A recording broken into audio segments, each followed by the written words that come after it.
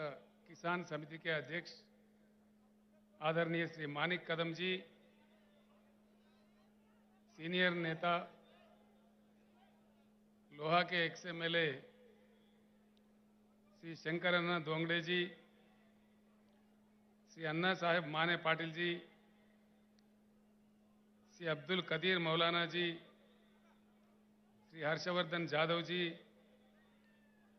श्री आबाई पाटिल चिटगांवकर जी, श्री संतोष माने जी,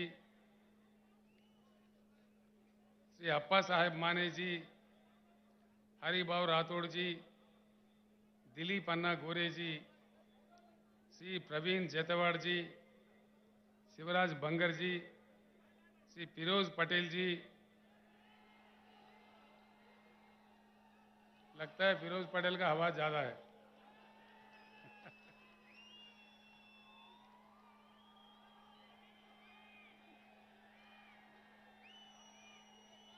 श्री विजय प्रकाश तोम्बारे जी, श्री बाला साहेब सनाप जी, श्री कुलदीप करपे जी और तेलंगाना राज्य से मेरे साथ आए हुए हमारे सीनियर नेता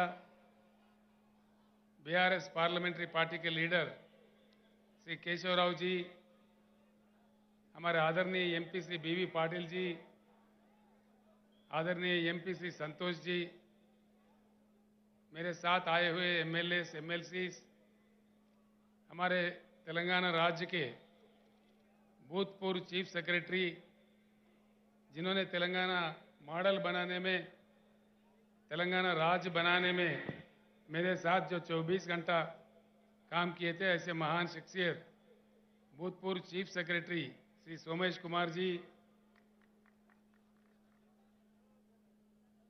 और सभा में समन्वित सारे बुजुर्गों को, भाइयों को, बहनों को मैं प्रणाम करता हूं।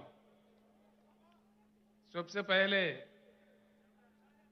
अभी हुआ है ईद, समाज में जितने भी हमारे मुसलमान भाई हैं, बुजुर्ग हैं, मैं आप तमाम लोगों को तहे दिल से ईद मुबारक पेश करता हूं।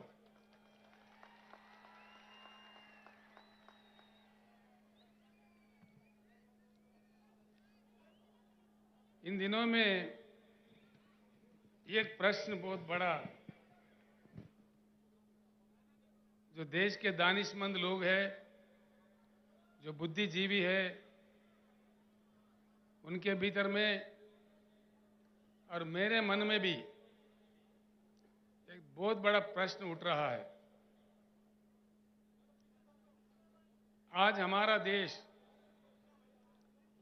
इतना महान ऐतिहासिक परंपरा रखने वाला एक महान देश जो हमारा भारत है, एक प्रश्न, मौलाना जरा गड़बड़ कम करना था, तो ठीक है, थोड़ा गड़बड़ बंद करो जीवन। इतने महान देश का आज का हमारा देश का लक्ष्य क्या है? भारत का कोई गोल, कोई लक्ष्य है या भारत अपना लक्ष्य खो बैठा है? ये प्रश्न मुझे खाए जा रहा है कई दिन से। ये कौन है भाई?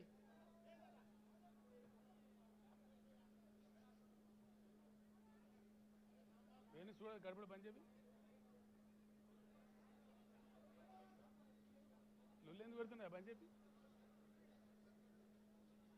तो एक बात को हम समझना जरूरी है।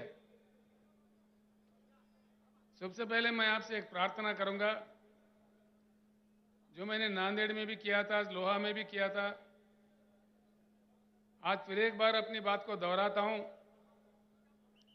जितने भी सभा में लोग आए हुए हैं, मैं आपसे प्रार्थना करता हूं, मेरे जो भी बात है यहीं सुन के यहीं इसको भूल मत जाइए। आप अगर शहर से हो, आपके बस्ती में जाने के बाद आप अगर देहात से हो, अपने गांव जाने के बाद अपने लोगों के भीतर इसका चर्चा जरूर कीजिए और सच जानने का कोशिश कीजिए। इतना मैं आपसे प्रार्थना करता हूं। आज मैं जो भी कहूंगा, क्या ये अच्छा है बुरा है, देश के लिए, हम सबके लिए, जरूर अपने अपने गांव में या शहर के अपने अपने बस्तियों में अपने साथियों के साथ, अपने घर वालों के साथ, अपने बस्ती वालों के साथ दया करके चर्चा कीजिए, ताकि बात निकल आ जाएगी। सत्य क्या है, हकीकत क्या है, हमें समझ में आ जाएगी। अगर भारत अपना लक्ष्य खो बैठा है, गुमराह होकर भटक रहा है, तो कहां पहुंचेगा देश? इतनी बड़ी जनसंख्या, सारे दुनिया में सबसे बड़ी आबादी, बिना लक्ष्य का समाज, बिना लक्ष्य का देश का अंजाम क्या होता है और वो कहां पहुंचता है? ये किसका पाप है? हो क्या रहा है देश में? कुछ होना है या ऐसे ही पड़े सड़े रहना है? बात, सवाल हमारे सामने ये है।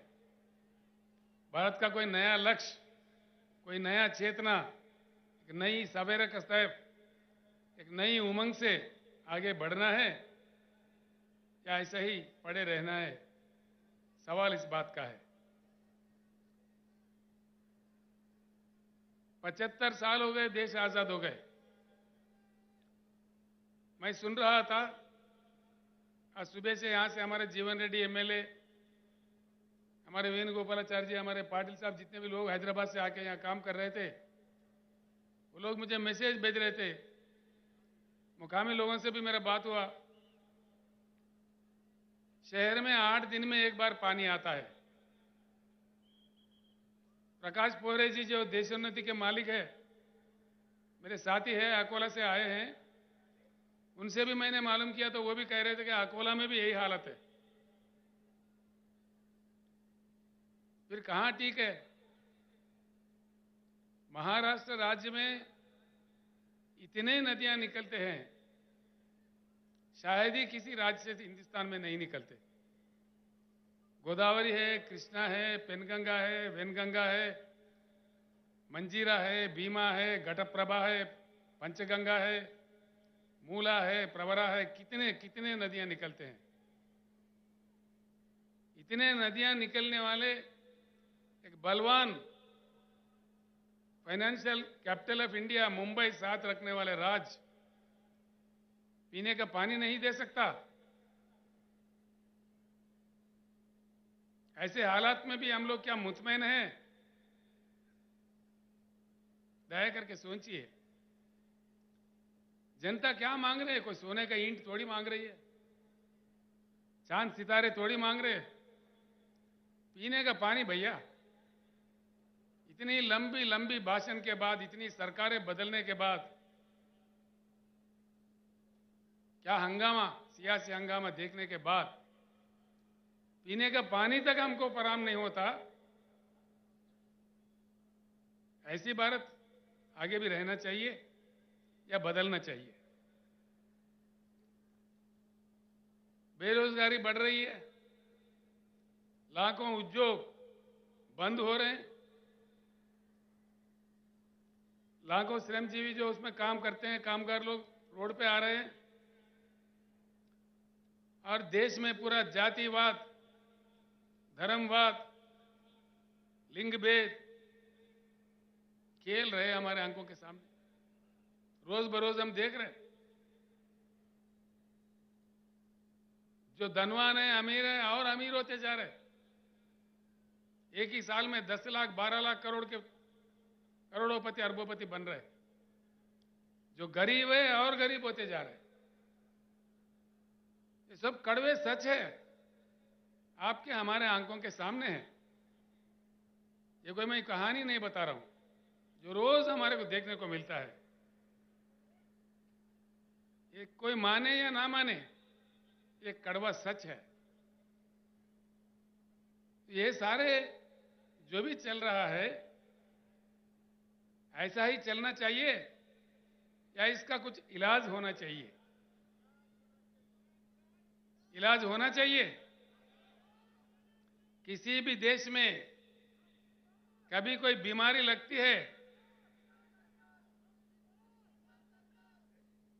कभी कोई बीमारी लगती है, सुधारने वाले डॉक्टर होते हैं उस समाज के, उस देश के दानिश्वर, बुद्धिजीवी, उस देश के, उस समाज के युवा शक्ति, जिनके पास खून, जिनके खून में ताकत होता है, यही डॉक्टर्स होते हैं। नौजवान भाइयों को मैं प्रणाम करके पूछता हूं, हम लोगों का तो उम्र गुजर रहा है, लेकिन ये कल का देश आपका है, भविष्य आपका है। आप ऐसे ही पड़े रहोगे या कुछ उज्जवल रास्ता बनाओगे, फैसला कीजिए। और एक बात पक्का तय करके चलिए, हमारी जो समस्या है, किसी भी दिन ये हमको ही सुलझना पड़ेगा। कोई अमेरिका से नहीं आएगा, कोई रूस से नहीं आएगा, कोई दूसरे देश वाले आके हमको नहीं सुधारेगा। सवाल यह है, कितने जल्दी हम जाग जाए उतना ही हमारा सुधार होगा। जितना हम लेट कर दिए और बड़े अन्याय का सामना हमें करना पड़ेगा। एक ही बात सोचिए, हिंदुस्तान में कई महान किसान नेता पैदा हुए, कई लोग। सर छोटूराम जो आजादी से पहले पंजाब राज्य में काम कर रहे थे, उत्तर प्रदेश में महेंद्र सिंह टिकैत काम कर रहे थे, यहां अपना महाराष्ट्र में शरद जोशी के नेतृत्व में कई लोग, लाखों लोग काम कर रहे थे। कर्नाटक में प्रोफेसर नंजुंडा स्वामी, तमिलनाडु में नारायण स्वामी जी, आज पंजाब में राजोवाल जी, और मंच पर बैठे हुए हमारे भारत किसान समिति का राष्ट्रीय अध्यक्ष श्री गुरनाम सिंह चढ़ोनी जी, ये सारे लोग लड़ते रहे। आखिर एक बात सोचिए, हिंदुस्तान में अगर लोकतंत्र है, लोकशाही है, तो 13-13 महीने किसानों को क्यों दिल्ली में, देश के राजधानी में धरना करना पड़ता है? कितनी दुर्भाग्यपूर्ण है। ये क्या स्थिति है? ये लोकतंत्र है? 13 महीने के बाद, 13 महीने के दौरान में 750 किसानों का मृत्यु हो गया। 750 लोगों को मरने पड़ते हैं इस देश में, जिसमें लोकतंत्र हम कहते हैं। ये क्या तमाशा हो रहा है देश में? उसके बाद प्रधानमंत्री खुद माफी मांगते हैं, कानून वापस लेते हैं। अभी और 13 महीने गुजर गए, होता कुछ नहीं है। क्या ये लोकतंत्र है, लोकशाही है? किसानों का ये मान्यता है? मतलब क्या है? कुछ ना कुछ दाल में काला है। ये बात मैं किसी और जगह कहा तो वो लोग कह रहे थे दाल में काला है, ये पुरानी बात है भैया, अब तो पूरा दाल ही काला है। तो मतलब क्या है? जरूर कुछ इलाज की जरूरत है, कुछ ना कुछ परिवर्तन की जरूरत है। भारत को बदलना चाहिए, बिल्कुल बदलना चाहिए। भारत को परिवर्तन बहुत आवश्यक है, बहुत जरूरी है। जब तक हम परिवर्तित नहीं होंगे, हमारा किस्मत नहीं बदलने वाला है। एक उच्च गुणवत्ता वाली परिवर्तन, यानी कि एक पार्टी हार गया, दूसरा पार्टी जीत गया, ये परिवर्तन नहीं होता भाइयों। उच्च गुणवत्ता वाली, जिस चुनाव के दरमियान, जिस चुनाव के जरिए जनता जीतती है, जनता मांगे सफलता मिलती है, वो सही जीत होता है। पार्टियों का जीत नहीं होगा। पार्टियां तो कहीं जीता है हमने, कहीं जीते, एक गया, दूसरा है, तीसरा है, चौथा है, कितनों को जीता है अब तक हम लोगों ने? कितने पुड़ारी आए इस देश में, कितने नेता आए, कितने पार्टी आए, लेकिन समस्या जस के तस, समस्या का कोई समाधान नहीं। जिस देश में हर दिन सौों की संख्या में किसान आत्महत्या कर रहे हो, जिस राज्य में, जिस पावन धरती पे मैं खड़ा हुआ हूं, इतने नदियां निकालने वाले इस महाराष्ट्र राज्य में अभी हमारे शंकर अन्ना बता रहे थे, रोज 6-7 किसान आत्महत्या कर रहे हैं। या प्रधानमंत्री को या राज्य के नेताओं को क्या पड़ी है? वो लोग तो अफ्रीका से शेर ला के दिखा रहे हैं हमारे को। अरे भाई, ये हमारे किसान शेर मर रहे बोले तो देखो देखो, ये अफ्रीका का चीता है, ये नमीबिया का शेर है, इसको देख के खुश हो जाओ। क्या समझ में आता है? समस्या का वो समाधान नहीं है। इसीलिए मैं ही हमारे शेतकरी भाइयों से और बहनों से हाथ जोड़ के विनम्र पूर्वक प्रार्थना करता हूं, जब तक हम खुद शेर नहीं बने हमारा समस्या का समाधान नहीं मिलेगा। तैयार होना चाहिए।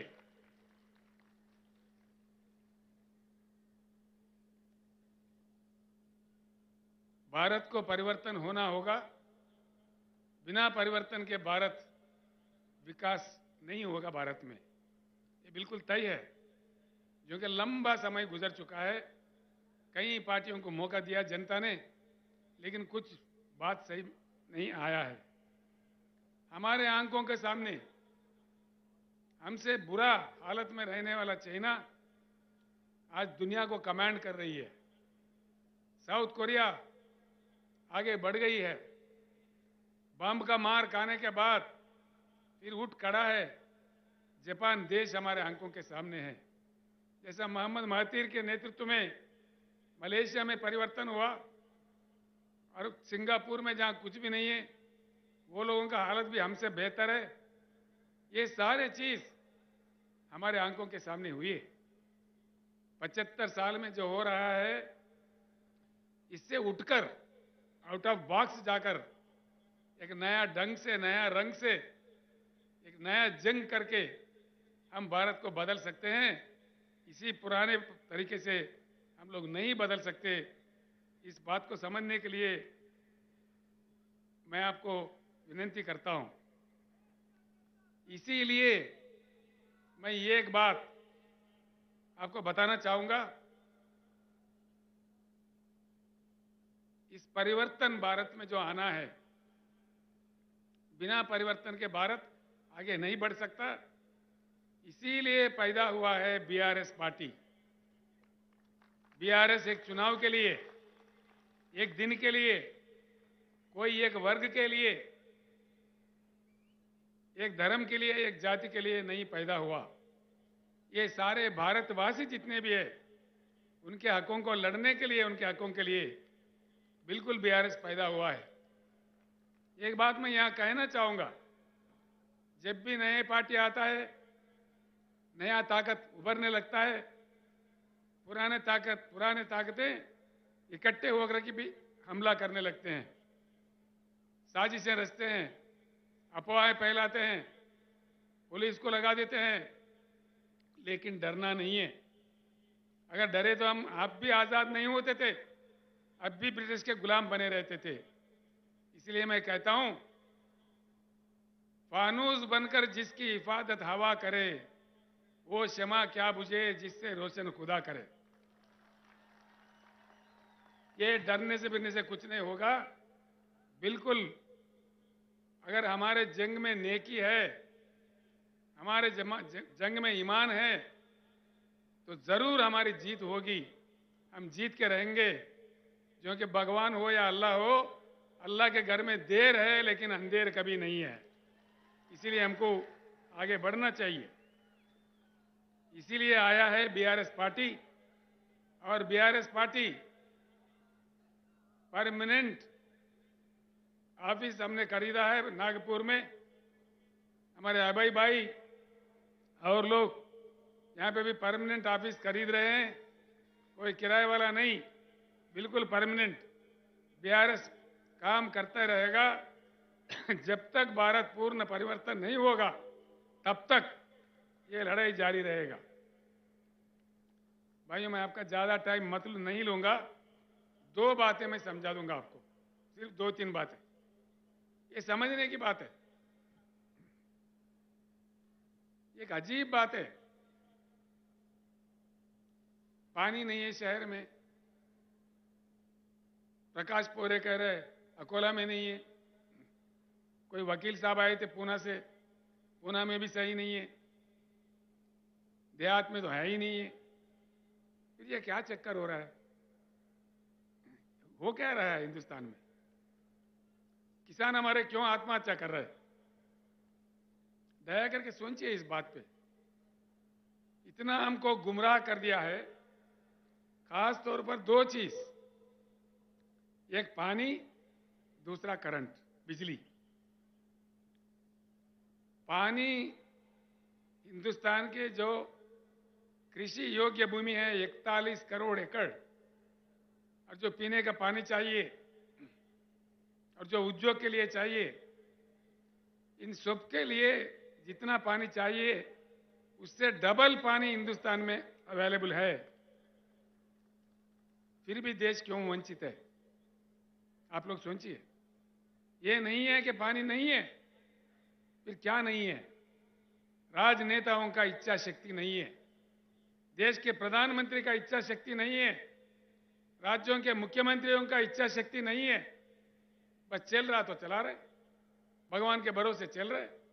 ये कब तक चलेगा? ये किसानों का आत्महत्या रुकना चाहिए। ऐसे हम शमशान जाते रहे। बस इसमें खास तौर पर पहले से लेकर अब तक, एक नेहरू साहब के जमाने में कुछ मनसूबा बनते थे, कुछ प्लानिंग होता था, उसके बाद में केंद्र सरकार जो भी पार्टी का बने, जो भी बने, उनके नालायकपन से आज देश सफर कर रहा है, इसमें कोई शक नहीं है। देश में जो उपलब्ध है पानी, जो हमारा अपना संपत्ति है, जो जनता के हक में है, ये समंदर में बहे जा रहे हैं और हमारे सरकारें तमाशा देख रहे हैं।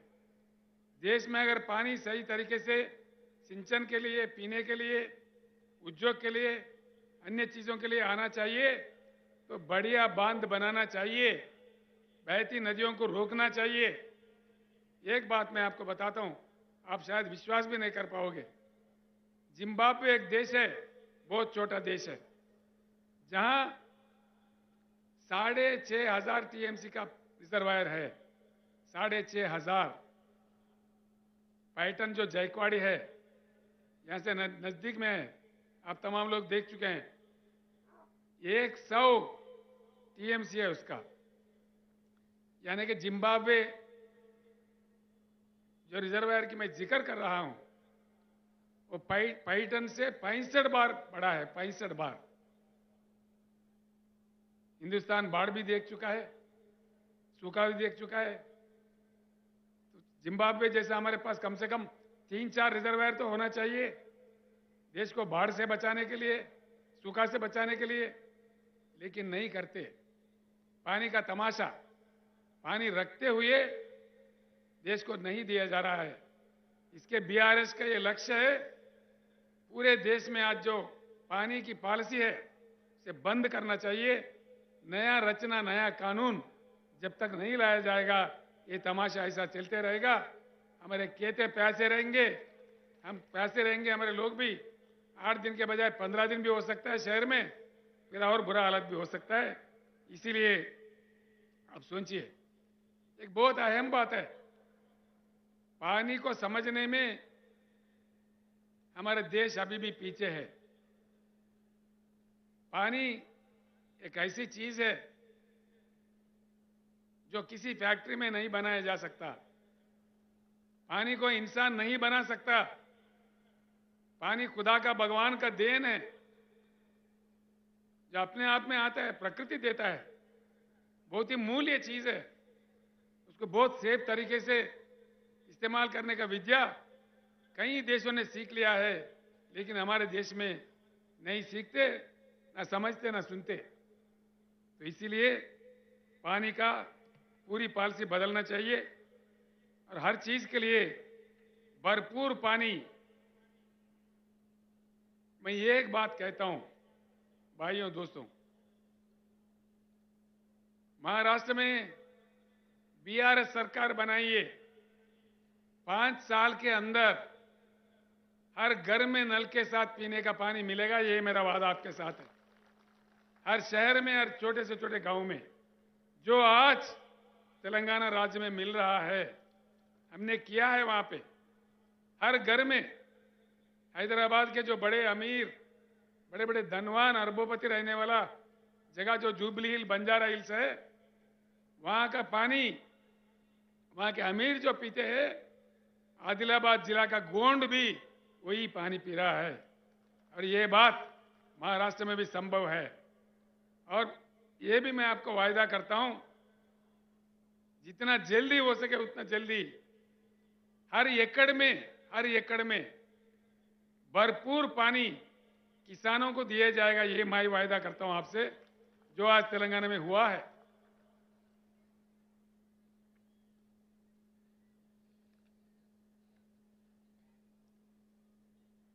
मैं इसीलिए कहता हूं, हमारे पानी समंदर में ना बहते हुए हमारे खेतों पे आ जाए, हमारे खेतों का प्यास बुझाए और हमारे पीने के लिए भरपूर पानी हमें मिले, हमारे अन्य चीजों के लिए मिले, ये करना बहुत जरूरी है।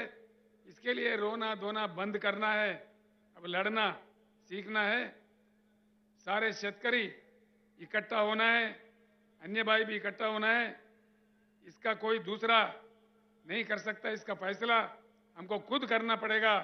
कोई दूसरा देश वाला भी इसमें हमारा मदद नहीं करेगा। दूसरी चीज है बिजली। क्यों बिजली नहीं देते भाई, ये तो मुझे समझ में ही नहीं आता। 8 साल पहले तेलंगाना बनने से पहले वहां का हालत भी महाराष्ट्र से भी बहुत बुरा था, बहुत ही बुरा था। दिन में 3 घंटा आता था करंट, किसी दिन तो आता ही नहीं था। आज तेलंगाना में हर किसी को, किसान समेत हर किसी को 24 घंटा उच्च गुणवत्ता वाला पावर मिलता है। किसान को तो फ्री मिलता है, 24 घंटा मिलता है। फिर क्या तमाशा हुआ? जब तेलंगाना 24 घंटा दे सकता है तो महाराष्ट्र में क्यों नहीं? तेलंगाना बहुत छोटा राज्य है, महाराष्ट्र से कमजोर राज्य है। फिर क्या हो रहा है? ये क्या तमाशा है? करंट बनाने के लिए जो कोयला चाहिए होता है, हमारे देश में 361 बिलियन टन का कोयला है, जो पूरे हिंदुस्तान को 150 साल तक 24 घंटा करंट देने के लिए सफिशिएंट है। 150 साल तक। ये आंकड़े मेरे नहीं है, ये कहानी मेरा नहीं है। इसको कोई गलत साबित करा, मैं 1 ही मिनट में मेरे चीफ मिनिस्टर पोस्ट को इस्तीफा भी दे दूंगा। ये मेरा सवाल है। ये है, इसका उपलब्धि है भाई। पानी है भरपूर, नहीं देते। कोयला है, उससे 24 घंटा करंट दे सकते, क्यों नहीं देते भाई? क्या मजाक बना दिया? बिजली के बिल बढ़ाओ, प्राइवेट दे दो, किसका बाप का जागीर है, प्राइवेट दे दो, जो मर्जी दे दो। कैसे दे रहे?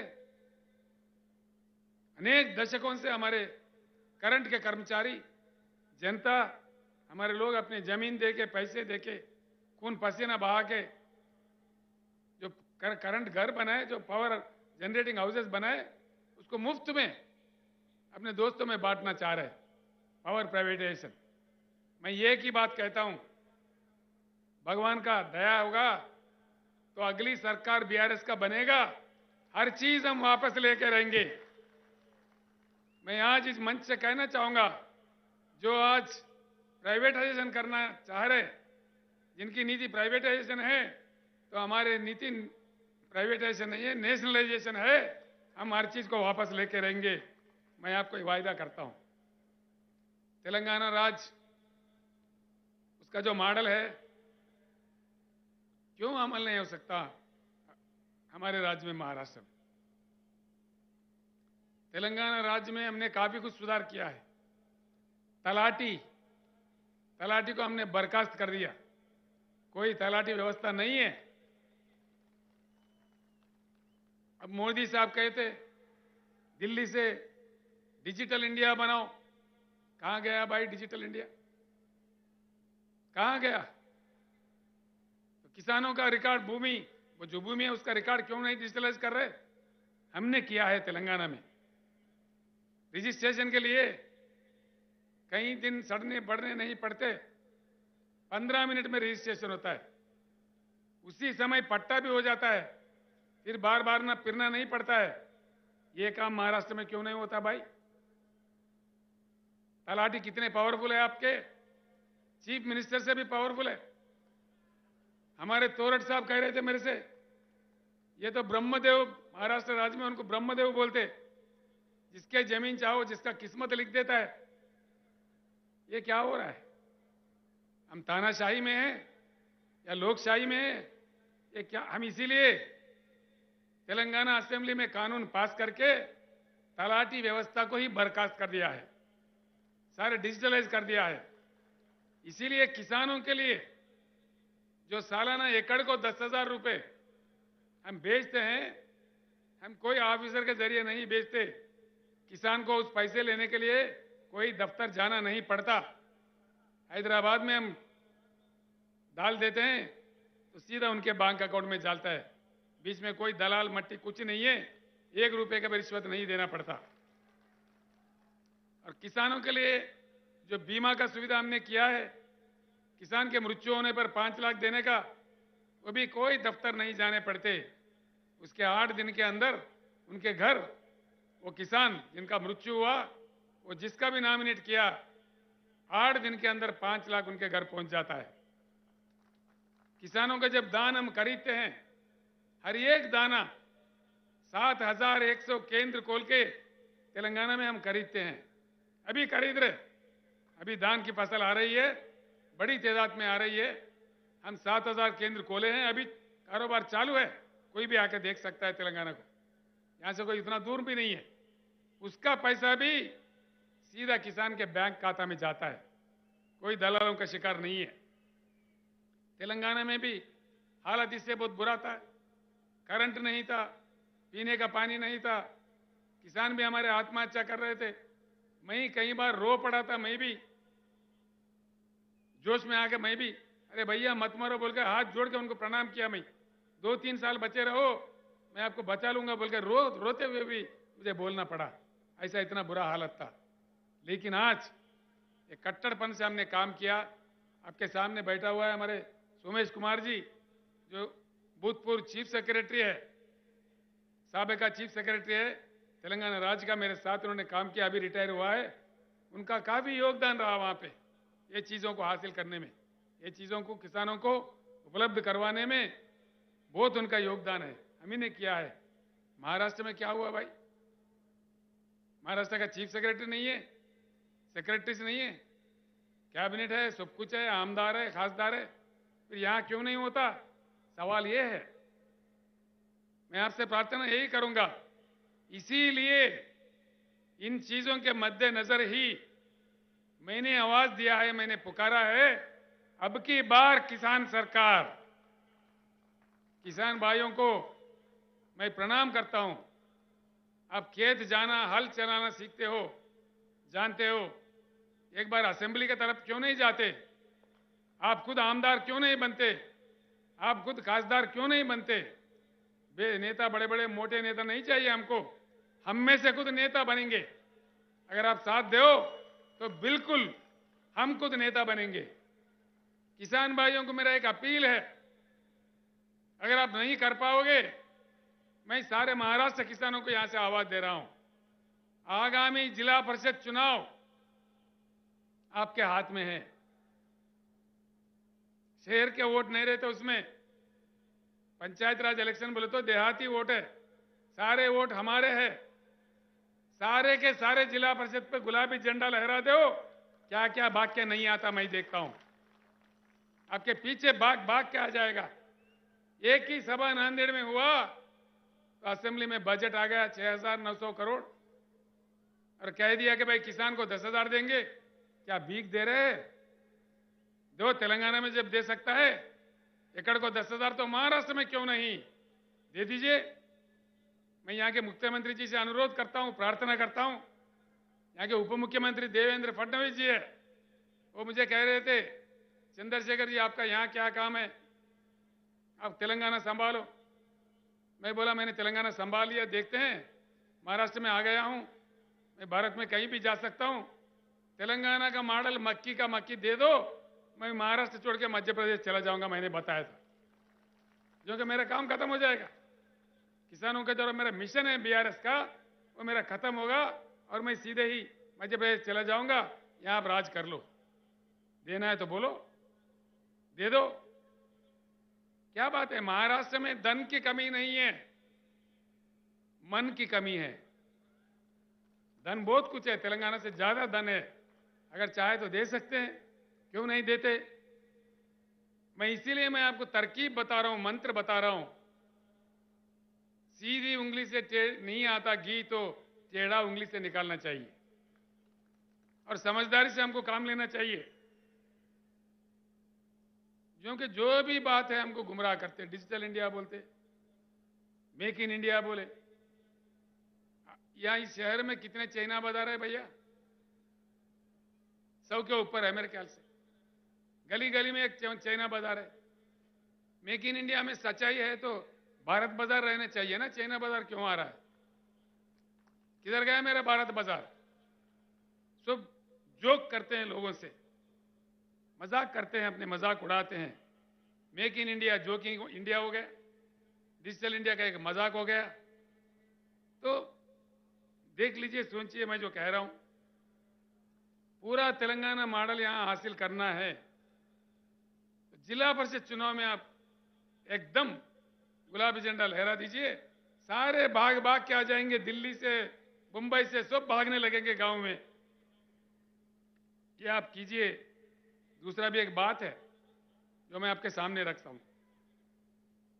दलित भाई है हमारे, आदिवासी भाई है, किसान भाइयों की समस्या है। दलित भाई कब तक रहे ऐसे गरीब बने रहे? क्या उनकी किस्मत में यही है? हजारों साल से उनको हम सताए। आज देश का फर्ज बनता है उनके पीछे खड़े रह के उनके भी विकास के लिए काम करना। हर व्यक्ति का, हर भारतीय का फर्ज बनता है। इसको हमें गर्व से स्वीकारना चाहिए। दलित भाई हमारे भाई है, इसीलिए हमने दलित बंधु काम भी शुरू किया है। फडणवीस साहब, आप भी दलित बंधु शुरू करो। महाराष्ट्र में मैं महाराष्ट्र छोड़ दूंगा, किसी अन्य जगह जाऊंगा। दीजिए दलित बंधु, क्यों नहीं देते? जिस राज्य में अंबेडकर साहब का जन्म हुआ, पूरे देश के लिए, दुनिया के लिए उन्होंने काम किया। इसीलिए हमने अंबेडकर जी के यादगार में उनके पूरे भारत में प्रतिष्ठावान 125 फुट वाला उनका मूर्ति वहां खड़ा किया हैदराबाद में। और अब हैदराबाद, तेलंगाना का जो मंत्रालय है उसका नाम भी डॉक्टर BR अंबेडकर मंत्रालय रख दिया हमने। ये काम हमने किया है, ये काम होना चाहिए। मैंने प्रधानमंत्री जी से अनुरोध किया, प्रधानमंत्री जी आपने जो नया पार्लियामेंट बिल्डिंग बनाया दिल्ली में, अगर आपको प्यार है, मोहब्बत है, तो उस बिल्डिंग को भी अंबेडकर जी का नाम दीजिए, पूरे देश खुश हो जाएगा। ये मैं अनुरोध करता हूं। दूसरा एक बात मैं बताना चाहूंगा, हमको किसी चीज की अपेक्षा है तो उसी चीज का हमको काम करना चाहिए। अगर फल खाना है, फल की अपेक्षा है, तो फल का पेड़ लगाना चाहिए ना, तभी फल मिलेगा। पेड़ कांटों का लगाओ, फल की अपेक्षा करो, कहां से मिलेगा भाई? मिलेगा? नहीं मिलेगा। दूध का अपेक्षा है, गधों को घास डालो और दूध से, गाय से दूध मांगो, मिलेगा? घास गाय को डालो तभी दूध मिलेगा। गधों को डाल के गाय के पास से दूध कहां से मांगोगे? तो जब हम काम कर रहे हैं, जब अपने वोट का इस्तेमाल कर रहे हैं, सही वोट देना चाहिए। किसको देना चाहिए?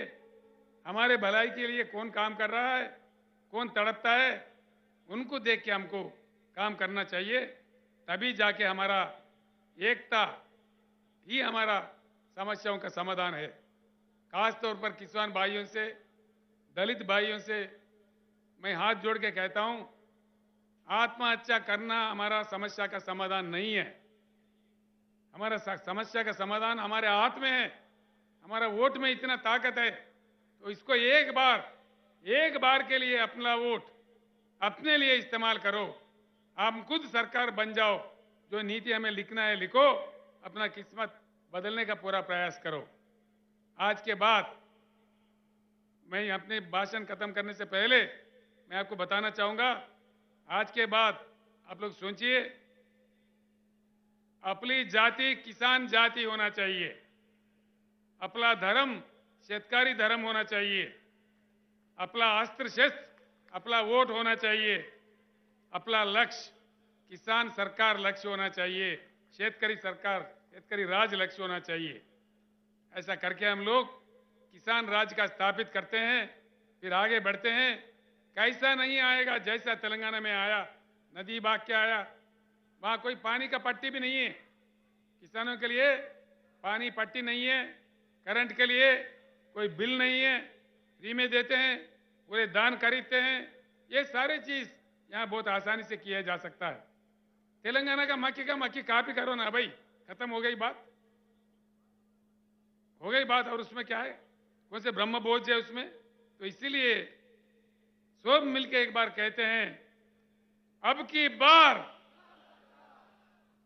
आवाज सुनने में नहीं आ रहा, इतना ठंडा है महाराष्ट्र के भाई, शेर है महाराष्ट्र के। अब की बार, अब की बार, अब की बार। धर्मस्य विजयोस्तु अधर्मस्य विनाशोस्तु, प्राणिषु सद्भावनास्तु, विश्वस्त कल्याणमस्तु। जय महाराष्ट्र, जय भारत। मैं आपसे विदा होता हूं।